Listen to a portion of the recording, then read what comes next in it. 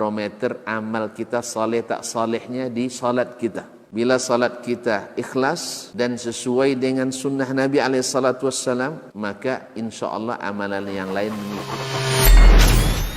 Ini aktivitas ini membantu saya di akhirat atau akan menyulitkan saya di akhirat? Kalau seandainya perbuatan itu ternyata akan menyulitkan kita di akhirat kelak, tinggalkan perbuatan itu. Anta ni'mal jund. Kamu adalah sebaik-baik prajurit. Ya ayuhan nas, ittaqu rabbakum alladhi khalaqakum min nafsin wahidah wa khalaqa minha zawjaha wa batha minhuma rijalan katsiran wa nisaa wattaqullaha alladhi tasaaluna bihi wal arham innallaha kana 'alaikum raqiba.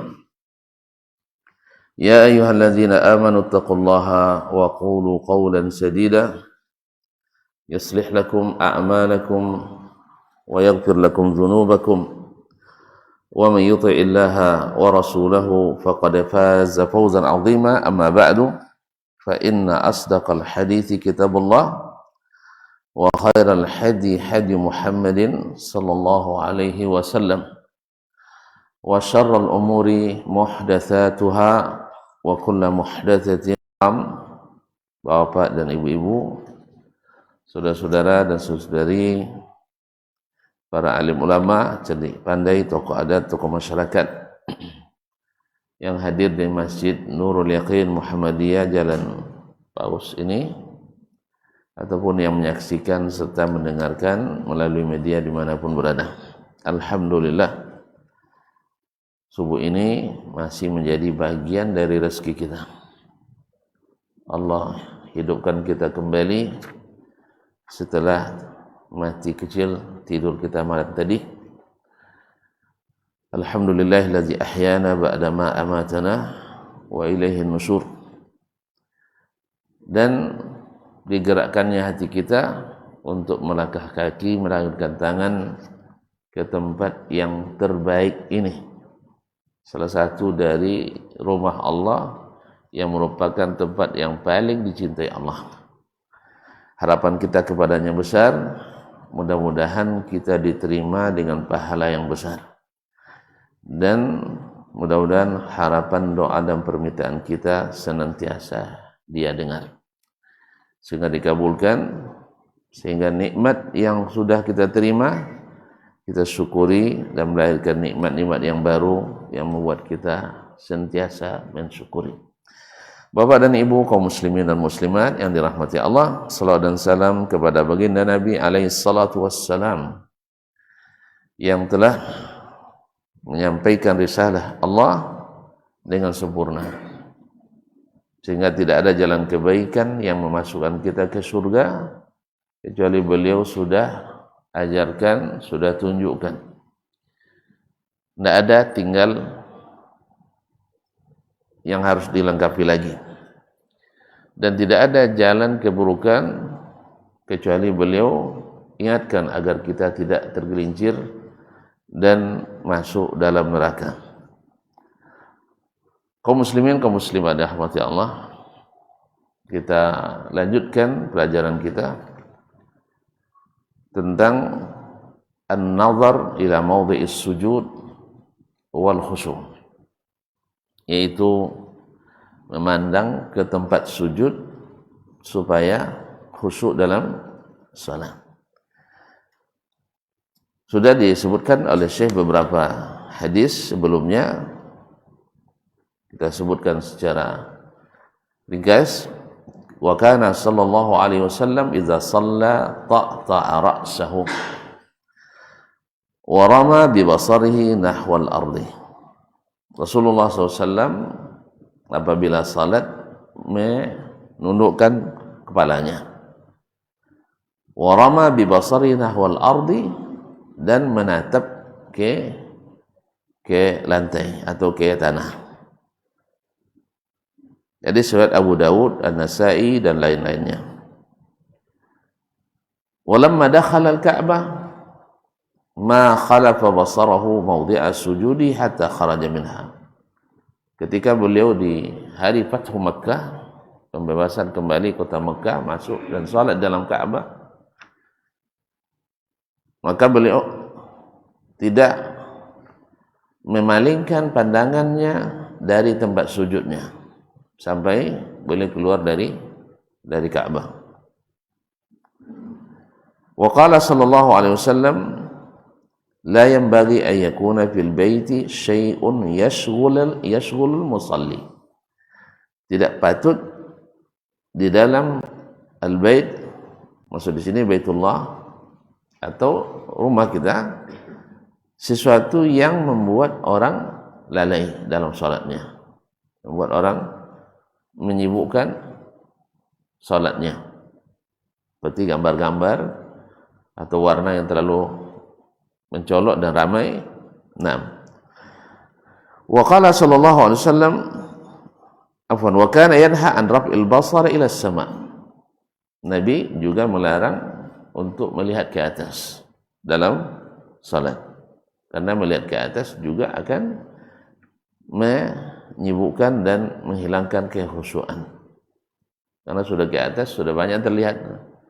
Yang pertama jam dinding, imam panjang pula, lama ni. Ya lama jadi kan, mulai terpikir. Dari situ tuh beranjak tuh sampai ke urusan-urusan setelahnya. Sampai saya terpikir pula menukar imam, dan sebagainya. Taib, wa yu'akkidu fi nahyi hatta qal, beliau menekankan larangan itu sampai mengatakan, la yantahiyanna aqwamun yarfa'una absarahum ila as-sama'i fi shalah. Hendaklah orang-orang yang melihat, memalingkan wajahnya ke atas dalam salat, meninggalkan itu. Au la tarji' ilaihim, atau jangan-jangan nanti pandangannya tidak kembali pada mereka. Jadi semacam ancaman dari Nabi alaihi salatu wassalam. Wa fi riwayatin aw la tukhattafanna absaruhum, dalam satu riwayat, atau nanti pandangan mereka akan diambil oleh Allah Subhanahu wa taala. Wa fi haditsin akhar, dalam hadis lain, fa idza shallaitum fala taltafitu, bila kalian salat jangan berpaling kiri dan kanan. Iltifat, berpaling ke kiri atau ke kanan, menoleh. Ya, fala taltafitu fa inna Allah yansibu wajhahu liwajhi 'abdihi fi salatihi ma lam yaltafit. Karena sesungguhnya Allah menghadapkan wajahnya ke wajah hambanya dalam salatnya malam yaltafit, selama dia tidak berpaling. Dia Allah menatap wajah kita dengan wajahnya sampai kita yang berpaling daripadanya. Ini bagi sebagian susah menerima ini. Allah punya wajah, yang mengatakan tidak punya bukti, tidak punya data, kecuali hanya main kira-kira dan rasa-rasa. Sahih? Yang mengatakan Allah tak punya wajah, hanya pikiran dan perasaan. Pikirannya gimana? Kalau dia punya wajah, sama dengan wajah manusia. Apa dasarnya? Orang yang mengatakan kalau Allah punya wajah sama dengan wajah manusia atau wajah makhluk, apa dasarnya? Dasar perkataan itu? Oh, tidak berdasar rupanya ya. Tidak berdasar. Dasarnya pemikiran.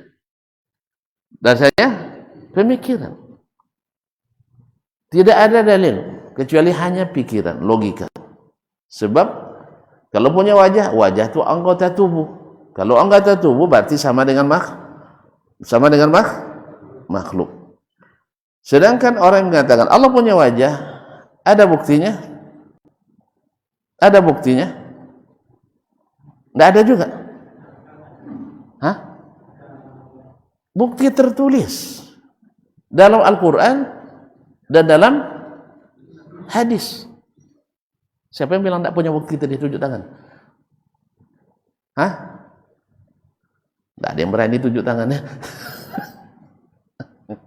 Yang mengatakan Allah punya wajah, ada bukti tidak? Tidak ada bukti. Ini apa kat mana bukti itu? Si nampaknya bukti. Yang bukti, kalau disebut bukti harus nampak saja. Baik, sekarang Nabi diutus, ada buktinya? Cuh. Nabi Muhammad sallallahu alaihi wasallam pernah diutus. Ada buktinya? Mana nampak? Berarti tidak ada. Jadi tolong ada yang pengacara di sini tunjukkan ke beliau makna bukti. Apa makna bukti? Bukti itu, terpaksa diulang lagi, mohon maaf, panjang sedikit. Bukti itu dengan salah satu dari 3 cara. Pembuktian sesuatu dengan salah satu dari tiga cara. Tidak ada 4-nya. Mau tahu? Hah? Tidak, kalau tidak mau, tidak saya kasih tahu. Kau muslim benar muslim. 1. Apa yang saya katakan tadi harus dilihat. Mana buktinya? Saya nak lihat. Lihat Allah. Allah mungkin dilihat? Hah? Dulu Musa saking rindunya pada Allah, dia minta, Rabbi arini anzur ilaik. Ya Allah, tolong perlihatkan dirimu kepadaku. Kenapa Musa minta? Karena Bani Israel mengatakan, lan nu'mina laka hatta narallaha jahra. Musa, kamu jangan ngomong kosong. Kalau benar ada Allah, buktikan kami melihatnya. Tentu Musa ingin kan? Cuman Allah sudah menetapkan, kalau diperlihatkan dirinya di dunia, yang kafir langsung dihukum. Kalau jelas nampak. Makanya diuji oleh Allah SWT, tidak diperlihatkan di dunia. Tapi kapan dilihat? Di surga, bukan di akhirat saja. Neraka tidak nengok orang. Ahli neraka tidak nengok. Yang tidak percaya menengok Allah, saya khawatir tidak menengok Allah nanti. Yang tidak menengok Allah masuknya ke mana? Hah? Hati-hati kaum muslim, ini akidah. Ini akidah. Khawatir saja saya. Makanya siapa yang tidak percaya melihat Allah di akhirat, takut kita benar-benar tak melihat Allah, karena dia tidak beriman dengan itu. Sah? Betul tak? Nah, karena melihat Allah di akhirat itu nanti dalam pembuktian yang ketiga. Dah paham pembuktian yang pertama? Paham? Melihat Allah langsung. Ada makhluk yang di bumi yang pernah melihat Allah? Belum. Belum ada. Jadi, apakah bukti ini bisa kita lakukan? Pembuktian dengan cara ini bisa kita lakukan? Tidak ada jawaban, kenapa sih? Bisa apa enggak? Ada yang punya akses ke langit? Hah? Yang meyakini Allah di langit saja tidak bisa melihat, apalagi yang meyakini Allah entah di mana-mana. Tidak ada alamatnya. Lebih payah carinya. Sah? Yang berkeyakinan Allah di langit juga tak bisa melihat Allah sekarang. Betul? Nabi Mi'raj berapa kali? Kalau ada yang bilang Mi'raj 7 kali sehari, kalau ada yang klaim bisa Mi'raj 7 kali sehari, gimana?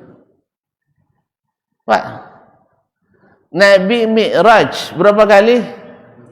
Sekali. Kalau ada yang ngaku Mi'raj 7 kali sehari, kita bilang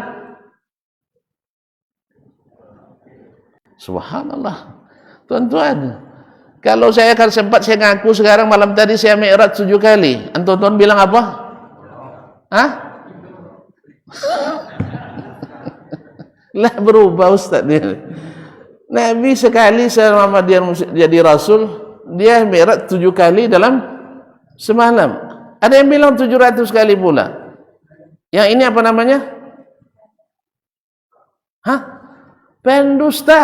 Subhanallah. Pendusta. Pendusta. Kalau ada yang menceritakannya dengan sengaja, termasuk pendusta. Karena meriwayatkan cerita dusta adalah pendusta. Jelas ya? Jadi kalau ada orang menceritakan cerita dusta dengan sengaja, berarti dia pendusta. Nabi katakan, kafa bil mar'i kadziban ayuhadditsa bi kulli ma sami'. Seorang cukup dikatakan berdusta menceritakan semua yang dia dengar. Barang yang sudah jelas dusta diceritakan dan didakwahkan untuk diyakini. Ini ada dusta. Kaum muslimin dan muslimat dirahmati, kecuali maksudnya adalah mi'raj, yaitu salat adalah mi'rajul mu'min. Mi'raj dalam salat itu ada salat itu ada mi'raj yang orang beriman. Sampai kok sampai 7 kali pula? Kita salat berapa kali? 5 kali, dusta lagi. Dan memang hadis tentang mi'rajul mu'min itu hadis palsu juga, dusta juga. Jadi kalau ada lagi yang mendakwah itu setelah tahu dia dusta, termasuk berdusta juga. Karena hadisnya hadis palsu seperti dinyatakan oleh Ibnul Jauzi dalam Al-Mawdu'at dan Imam Ibnul Qayyim dalam kitabnya Al-Manarul Munif. Ma'asyiral kiram dirahmatillah. Pembuktian pertama ini gara-gara Arjunia. Saya tidak membahas ya. Bahwa melihat Allah tidak mungkin sah. Melihat Allah sekarang mungkin tidak? Tidak. Berarti tidak ada pembuktian dengan cara ini. Sekarang pembuktian kedua. Pembuktian kedua dengan cara melihat yang serupa dengannya. Yang serupa dengannya. Sekarang orang menengok Ka'bah walaupun tak pergi ke Mekah, bisa nengok Ka'bah sekarang? Bisa? Pakai apa? Hah? TV itu apa itu? Yang di TV itu apanya? Gambarnya. Kan tak Ka'bahnya kan? Yang di Kalau orang nanya seperti apa Ka'bah, lalu kita lihat gambarnya, bisa kita sebutkan seperti apa Ka'bahnya? Bisa. Bentuknya seperti kubus. Sah? Bajunya hitam. Apa lagi? Ada tulisan segi 4. Kubus ya segi 4 kan? Dikelilingnya tidak pernah siang malam berhenti orang tawaf. Tidak ada tempat dunia ini yang setiap pagi malam yang orang tidak berhenti beribadah di situ seperti Ka'bah Al-Musyarrafah. Nah, cuy, Assalamualaikum. Masuk bukti ini? Masuk bukti ini? Kan tak nengok langsung kan? Tapi nengok yang serupa dengannya. Bukti lagi. Sekarang Nabi ada tidak gambarnya? Terus? Tidak ada buktinya Nabi diutus. Kalau pakai metode harus dilihat atau dilihat gambarnya, kita tidak mungkin percaya dengan Nabi SAW. Kenapa? Jangan lihat langsung, mimpi aja barangkali belum pernah. Sah? Tahib. Kecuali orang ada katanya doa khusus untuk mimpi bertemu Nabi tiap malam. Kita katakannya bohong lagi. Ini bohong lagi. Nah, pengalaman pribadi bukan dalil. Klaim orang bisa berjumpa Nabi tiap malam, tidak ada buktinya, tidak ada detektor. Kecuali sudah ditemukan detektor mimpi. Ada yang punya? Coba diciptakan. Supaya kita buktikan bahwa pembohong-pembohong itu telah mengelabui umat. Nasallallahu alaihi wasallam. Aisyah radhiyallahu anha saja, orang yang paling dicintai Nabi sallallahu alaihi wasallam, tidak mengklaim bertemu Nabi setiap malam. Beliau pergi ke Kufah bukan untuk perang, tapi untuk menyampaikan aspirasi supaya masalah Khawarij diselesaikan, tapi ujungnya berujung perang. Kenapa Nabi tidak cegat dia tengah jalan? Woi sayang, balik. Mana yang lebih penting urusan karena kita baca selawat langsung Nabi keluar, atau urusan umat yang menyebabkan perang ini, mana yang lebih penting diurus? Masalah umat ini. Sekarang orang Palestina dibantai oleh Israel.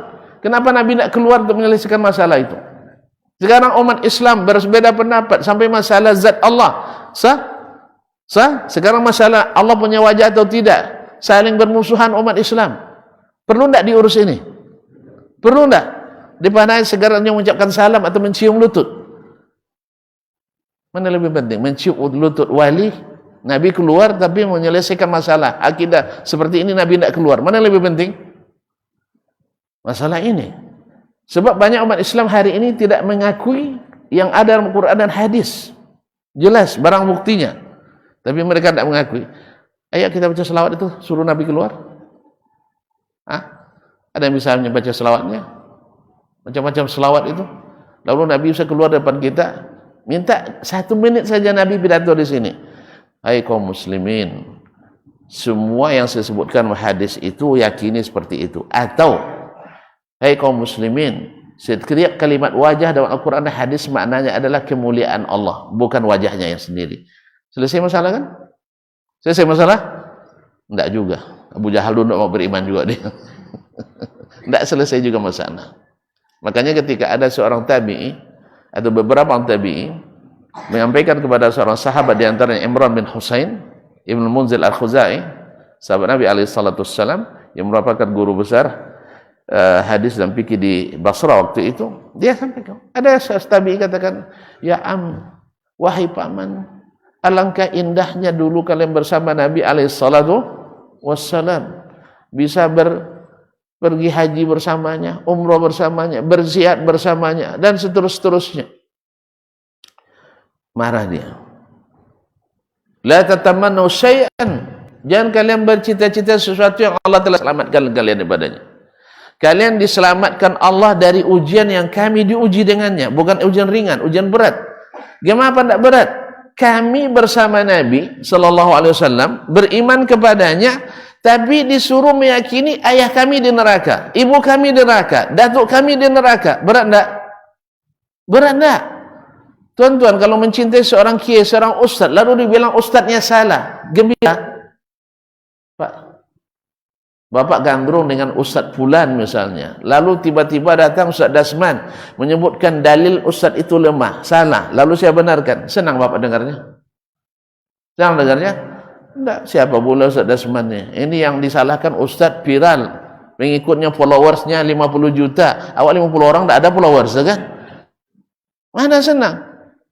Sekarang datang Nabi Muhammad, waktu itu belum dikenali dari sisi ilmu, belum dikenali. Tiba-tiba dia menyalahkan Abdul Muttalib, menyalahkan Hashim, Qusay bin Kilab, menyalahkan Al-Walid bin Mughirah dan seterusnya. Mau mereka terima?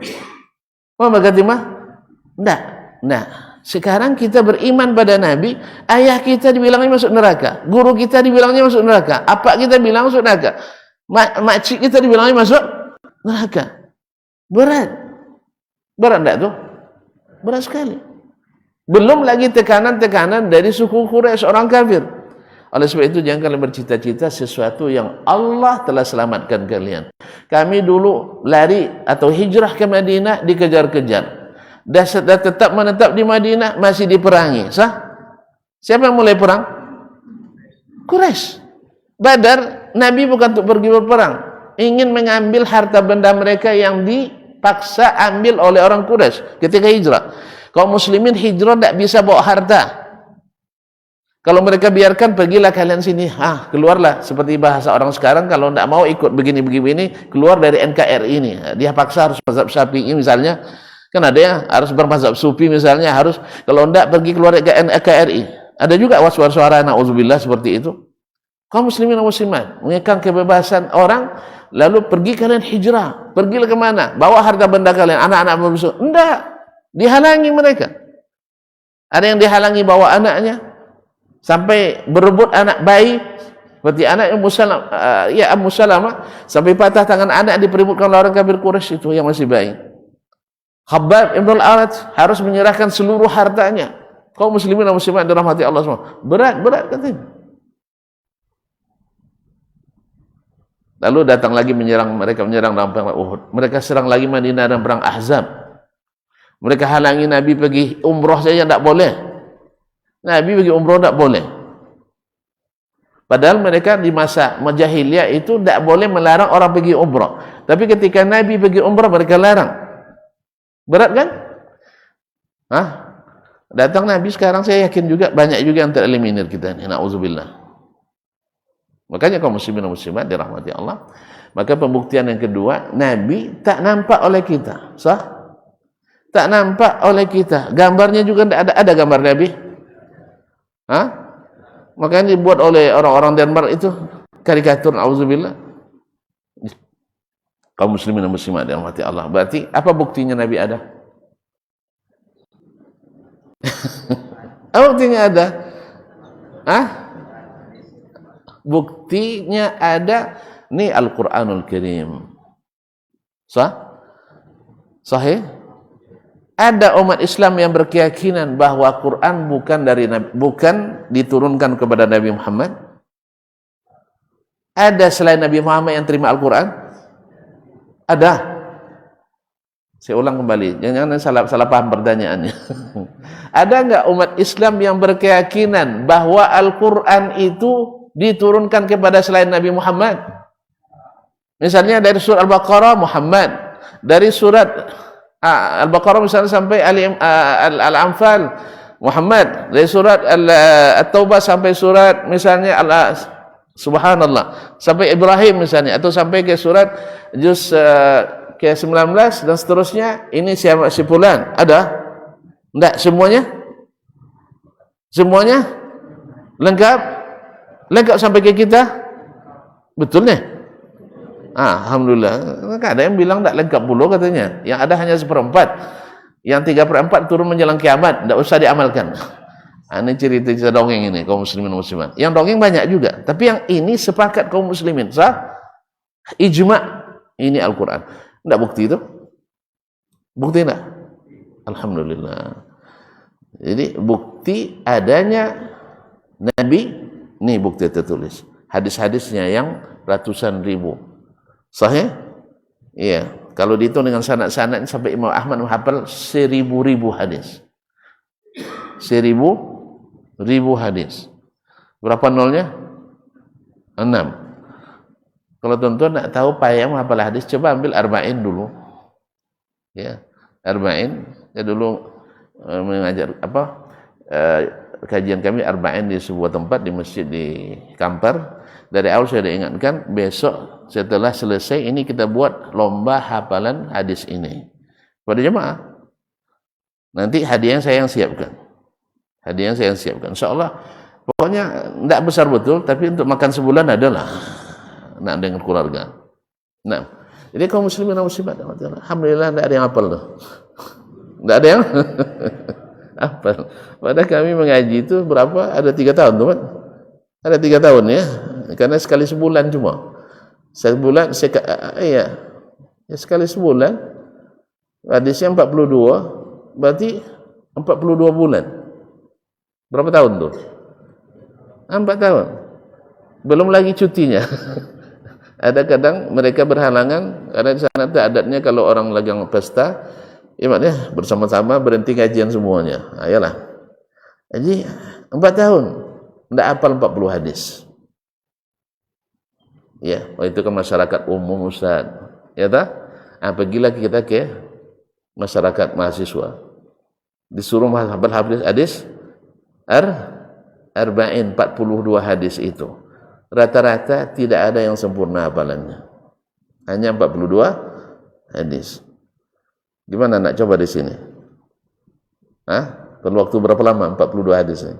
Kita buat lomba nanti, musabaqah hafal hadis. Saya jurinya, saya kasih hadiah. Gimana Pak Haji? Kita buat? Masih mikir-mikir. Jadi begitu mereka menghafalkan hadis-hadis Nabi alaihissalatu wassalam. Nah, ini bukti adanya Nabi sallallahu alaihi wasallam.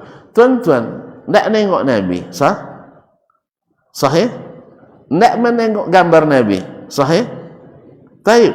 Lalu disebutkan dalam bukti tertulis ini bahwa Nabi itu wajahnya tampan. Percaya enggak? Percaya. Di mana percayanya? Dari bukti tertulis dan terriwayat ini. Sahih? Baik. Bahwa Nabi SAW tidak terlalu tinggi, tidak pula terlalu rendah. Percaya? Dari mana? Melihat? Enggak. Melihat yang mirip dengannya? Enggak. Ada gambarnya? Enggak. Percaya? Baik. Bahwa Nabi SAW tak pernah lepas dari senyum. Percaya? Percaya sekali. Taib, bahwa Nabi SAW tidak disuruh memilih antara dua sesuatu kecuali memilih yang paling mudah, bukan yang paling sulit. Makanya cukuplah yang dipilihkan Nabi, karena itu yang termudah. Jangan pilih lagi yang lain. Nabi sudah pilihkan untuk kita ini, selesai solat ini, sebelum solat ini, dalam solat ini. Jangan tambah yang lain lagi. Karena pilihan Nabi itulah yang terbaik dan termudah. Ini orang kadang-kadang nak berkreasi lagi. Rasanya kurangnya. Rasanya kurang lagi. Pakai ilmu apa? Perasaan. Perasaan dan perkiraan. Andainya saya mengira-ngira bahwa Nabi itu kelingkingnya bengkok. Percaya tuan-tuan?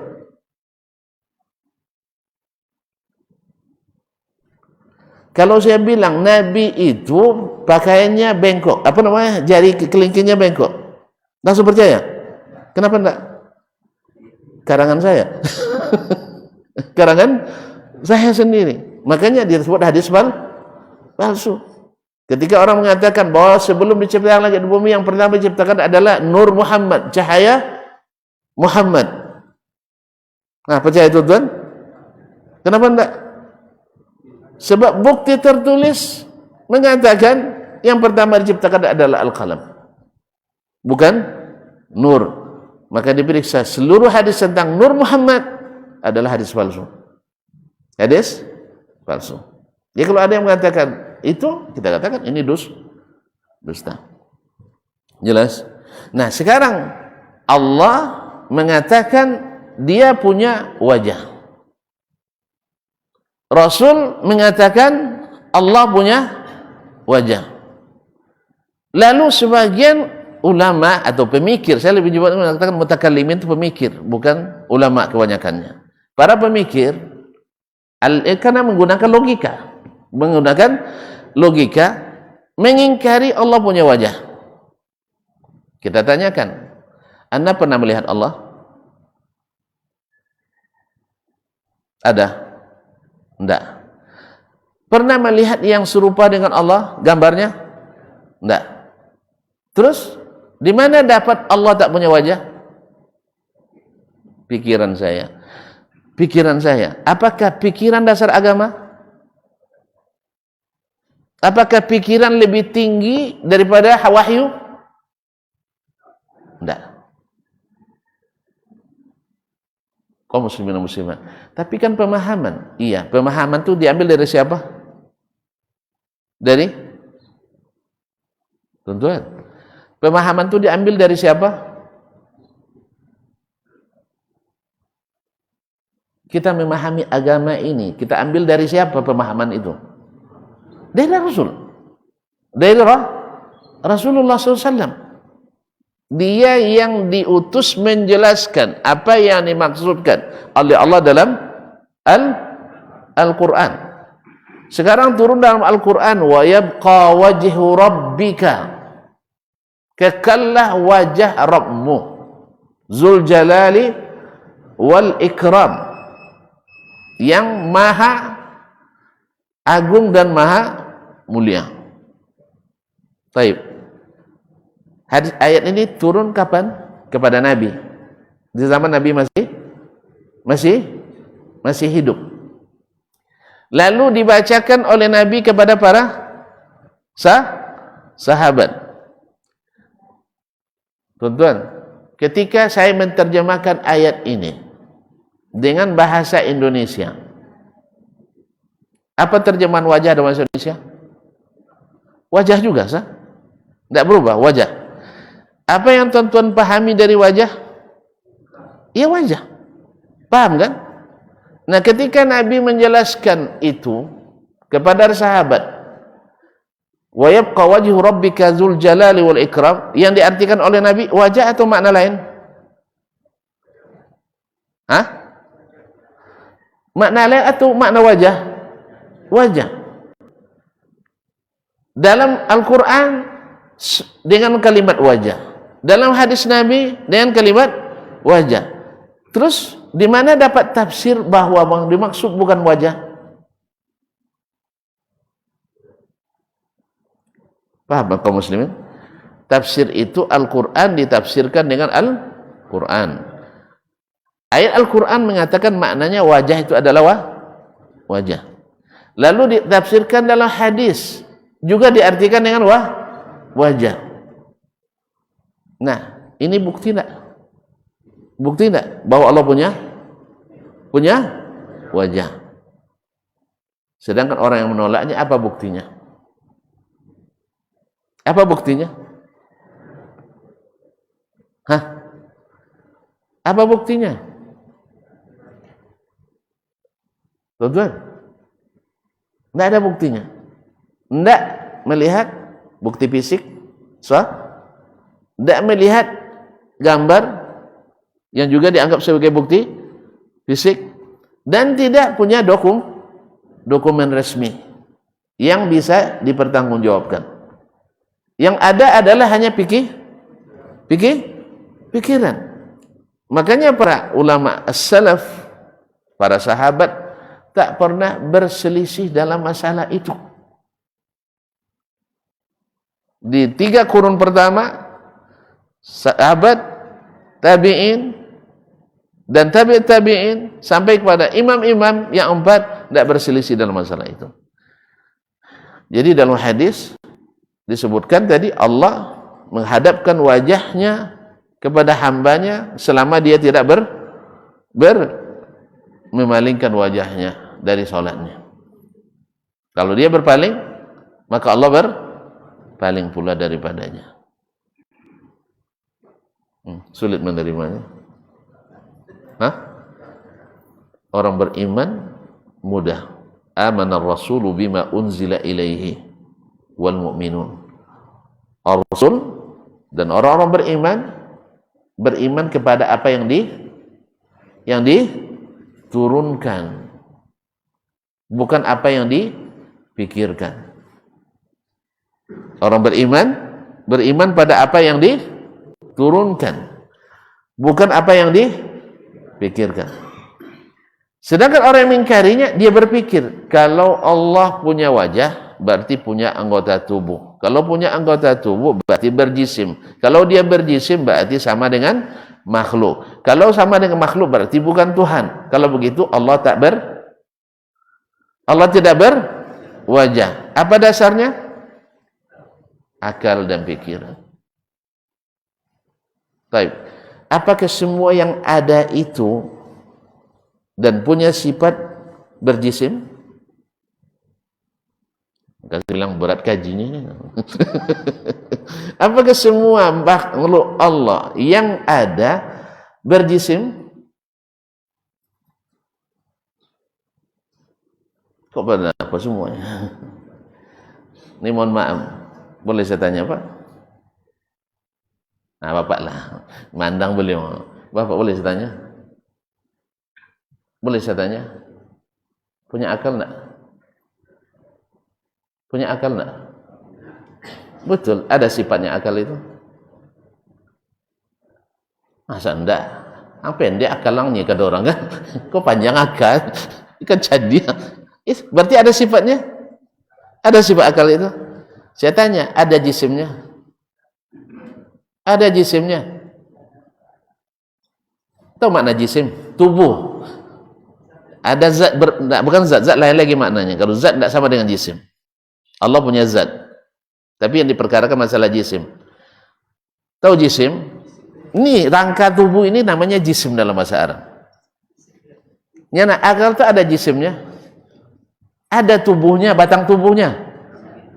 Subhanallah, akal ada batang tubuhnya. Tambah bingung apa jadi? Akal ada enggak? Ada. Ada seorang profesor bilang, kan dia orang ateis dia bilang kepada anak muda, kalian mau kemana? Kan konteksnya di Amerika, mau ke gereja, ngapain? Tentu beribadah. Kepada siapa? Kepada Tuhan. Kalian punya Tuhan? Iya. Pernah kalian lihat? Enggak. Pernah kalian raba? Tidak. Pernah kalian cium? Enggak. Pernah kalian rasa? Tidak. Berarti Tuhan enggak ada katanya. Anak muda ini cerdas pula, panggil loh, Prof, sini, dosennya. Prof punya akal enggak? Ada. Pernah nampak? Enggak. Apa warnanya? Enggak tahu. Pernah diraba? Enggak. Pernah dicium? Enggak. Berarti belum enggak punya akal. Jadi kaum muslimin dan muslimat yang dirahmati Allah, tidak mesti semua yang wujud ada berjisim. Jelas? Paham? Akal, ada enggak wujud akal itu? Ada. Akal ada apa enggak? Enggak ada akal. Subhanallah. Itu yang jalan apapun tuh orang yang berakal tuh tidak berakal tuh. Yang duduk di sini orang berakal apa enggak? Berarti akal ada apa enggak? Ada jisimnya. Makanya tidak semua yang bersifat baik wajah atau kuat atau tinggi atau terendah atau pendek atau panjang mesti berjisim. Maka ketika kita mengakui Allah punya wajah mesti berjisim, tidak mesti. Kalau kan orang itu mengatakan kalau kita akui Allah berjisim, berwajah, berbatang tubuh seperti makhluk, berarti tidak boleh karena menyerupai makhluk. Kita bilang makhluk saja ada yang ada tapi tidak berjisim. Contohnya tadi akal. Akal itu ada akal pendek, ada akal panjang, ada akal cadik, ada akal ada akal polos, ada dan sebagainya. Ada apa enggak? Akal itu ada. Orang mengukur orang dengan akal bisa kan? Ini akalnya, ini orang cerdas, ini orang menengah, ini orang. Pernah tuan-tuan melihat akal? Pernah merabanya? Ada enggak dia? Kenapa? Di makhluk saja tidak mesti berjisim. Kenapa Allah dipaksa berjisim? Maka gelar mujassimah yang dilekatkan oleh ahli bid'ah kepada as-salaf adalah keliru. Karena tidak pernah orang mengatakan kalau dia berwajah mesti berjisim dan mesti mujassimah. Ini keliru besar. Mau contoh lain? Mau contoh lain? Hah? Kita belajar sekarang cari apa? Cari ilmu. Ilmu itu ada? Ada apa enggak? Fulan ilmunya banyak. Sah? Fulan ilmunya dikit. Fulan ilmunya tinggi. Fulan ilmunya rendah. Ada? Taib. Fulan ilmunya bercahaya. Fulan ilmunya gelap. Disebut orang kan? Sekarang saya nak nanya, ada jisimnya? Padahal dia punya sifat. Jadi tidak semua yang punya sifat mesti berjisim. Tapi bisa diukur orang. Oh, si fulan ini ilmunya masih rendah ini, jangan dulu. Ini si fulan ilmunya kacau nih. Ada orang bilang gitu kan, ilmunya kacau. Padahal tidak pernah diraba ilmunya, tidak pernah dilihat ilmunya, tidak pernah tercium ilmunya. Sahih? Nah, itulah Allah SWT. Dia kabarkan tentang dirinya, dia punya wajah. Tidak mesti berjisim seperti yang didakwakan oleh orang ahli ad-dhalalah. Jadi kaum muslimin dan muslimat dirahmati Allah. Sekarang kita nak bukti, ada enggak bukti fisiknya berupa Al-Quran dan hadis. Kenapa Al-Quran dan hadis? Karena akal manusia tidak punya akses ke langit. Tidak punya akses kepada Allah Subhanahu wa ta'ala. Yang punya akses hanya risalah Nabi. Risalah Nabi alaihi salatu wassalam. Siapa yang punya akses ke langit? Hanya Rasulullah sallallahu alaihi wasallam. Turun kepadanya wahyu. Kadang-kadang Jibril yang datang, sah?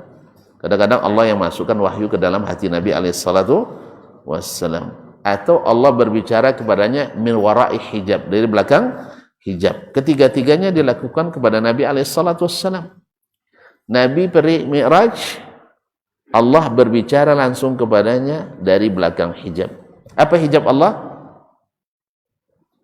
Apa hijab Allah? Nur, cahaya. Nurun anna ara. Ketika ditanya oleh Aisyah kepada Nabi, hal ra'aita rabbak? Engkau melihat Rabbmu kepada malam Isra Mi'raj? Qala la. Nurun, yang saya lihat hanya cahaya. Anna urah. Gimana saya bisa melihatnya?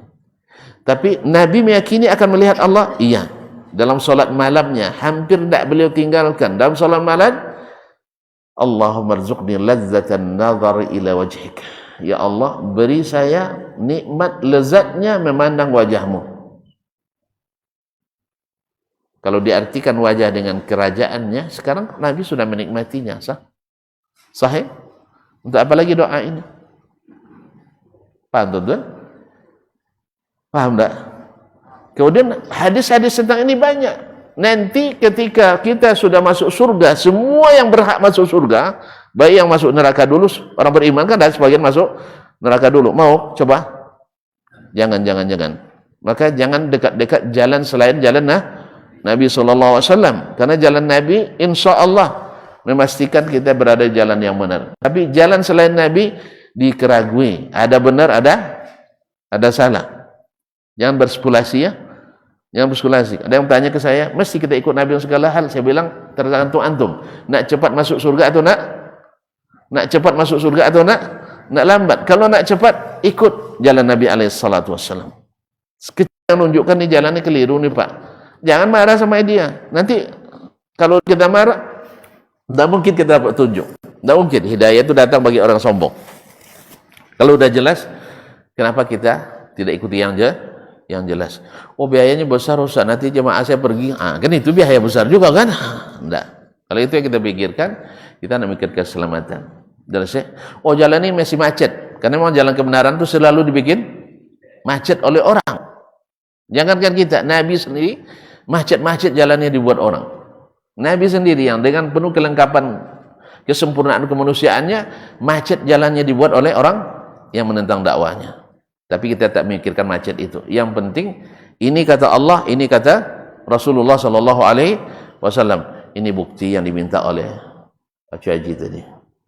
Ya, karena saya memandang kalau tidak dilihat berarti tidak ada buktinya. Ini buktinya tertulis dari Allah, dari Rasulullah SAW, bahwa Allah memasang wajahnya kepada hamba selama dia menghadapkan wajahnya kepadanya.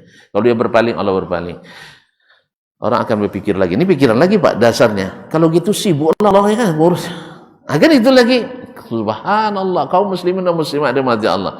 Ini jalan buntu lagi. Kalau gitu nanti antum akan menolak hadis lagi. Ketika Nabi mengatakan, "Innallaha yuqassimus salata bainahu wa baina 'abdihi nisfain." Atau qisman. Allah membagi salatnya dengan hambanya, salat hambanya dua. Antara dia dengan hambanya. Itu. Idza qala 'abdi alhamdulillahi rabbil alamin. Hamidani abdi.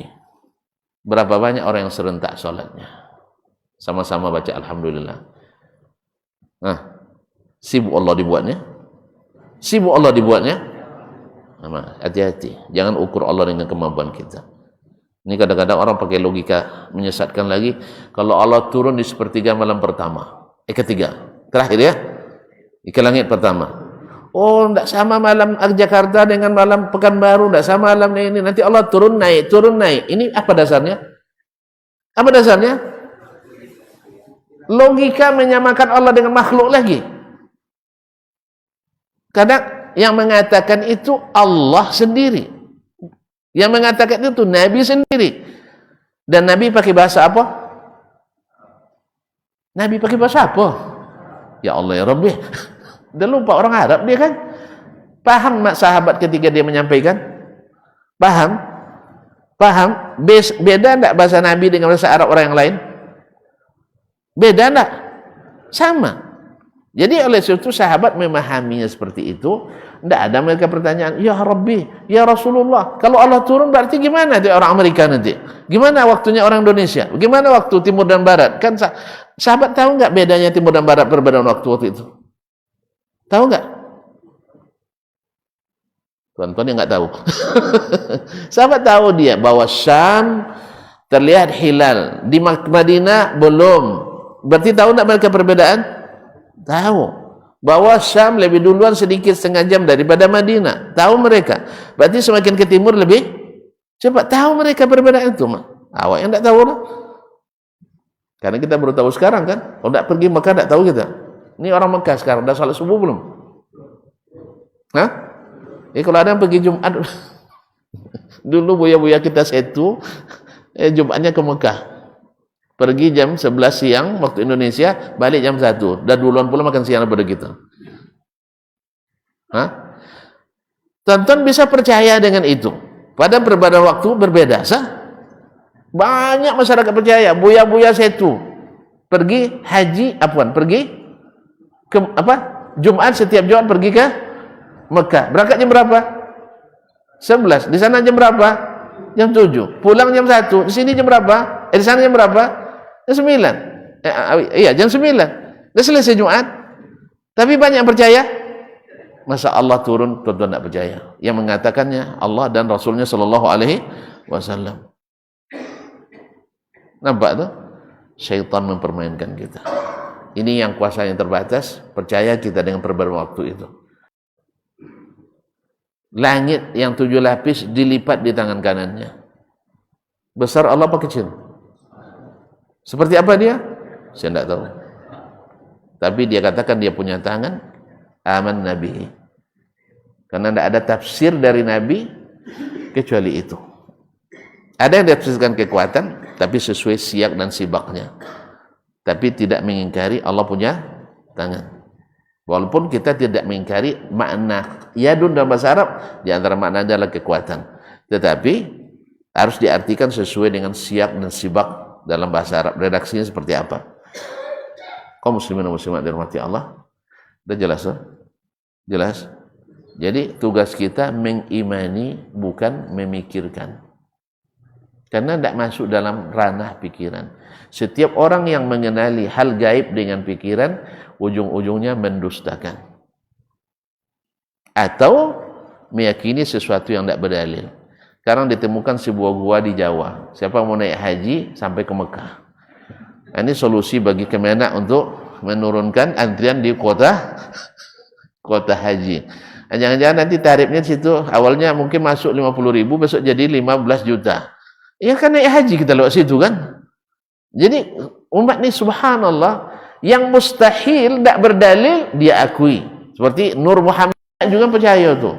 Yang bisa mengarang kitab 500 dalam bahasa sayur nih, tapi kitabnya nggak ada. Gaib. Banyak juga yang mengikuti. Apa sebab? Gara-gara pikiran tadi yang menyimpang. Makanya tugas kita bukan berpikir, bukan meraba-raba, tapi mengimani apa yang ada dalam Quran dan Sunnah.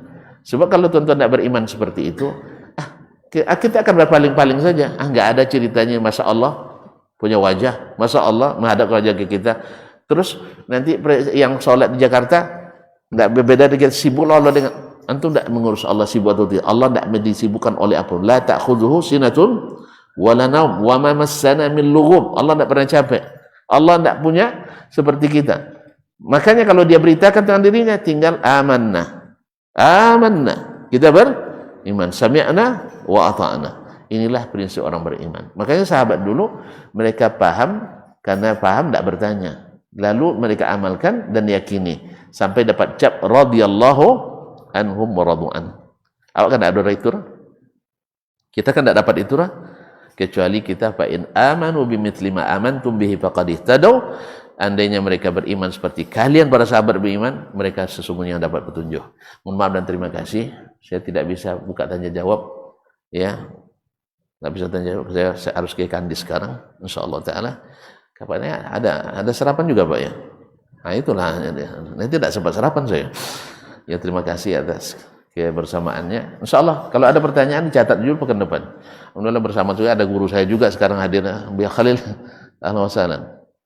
Masya Allah, tabarakallah. Terima kasih. Wabillahi taufiq wal hidayah. Subhanakallah bihamdik. Asyhadu an la ilaha. Barometer amal kita saleh tak saleh.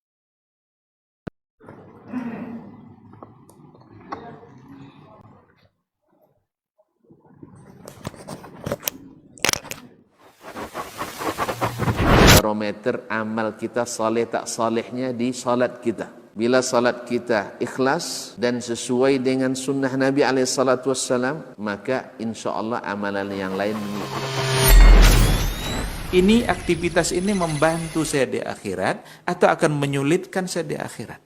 Kalau seandainya perbuatan itu ternyata akan menyulitkan kita di akhirat kelak, tinggalkan perbuatan itu. Anta ni'mal jund. Kamu adalah sebaik-baik prajurit. Coba lihat. Kamu adalah sebaik-baik prajurit. Maka tujuannya adalah menghancurkan kehidupan rumah tangga.